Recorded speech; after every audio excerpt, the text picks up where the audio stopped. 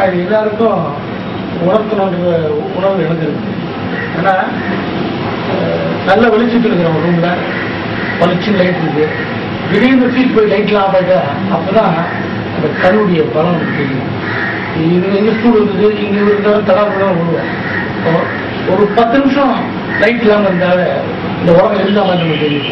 அப்படிங்கும்போது வாழ்க்கை முழுக்க இந்த உலகத்தில் எதையுமே பார்க்காம இருக்கிற அந்த கண்பார்வையற்றவர்களுக்கு கண் கொடுக்குற ஒரு வாய்ப்பு நமக்கு கிடைக்குது. எப்போ உயிரோடு இருக்கும்போது நம்ம மறைஞ்ச பிறகு அந்த புதைக்கப்படுற எரிக்கப்படுற கண்ணை தான் நம்ம தானம் பண்ணணும். அது ஒருத்தர் தானம் பண்ணுறதால 2 பேருக்கு கண் கிடைக்கும் போது இதை விட ஒரு துஞ்சமான ஒரு தர்மம் செய்வார்.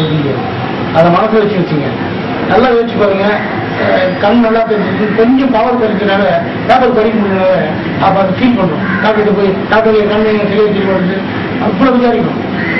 இது வரைக்கும் பார்க்காத இருக்கவங்க உங்களால் உங்களுடைய தர்ம சிந்தனையால அவங்க கண் பார்வை 2 பேரும் கிடைக்கும் போது இதை செய்யறது நம்முடைய வாழ்நாளில் பெரிய தர்மம். நீங்கள் எல்லாரும்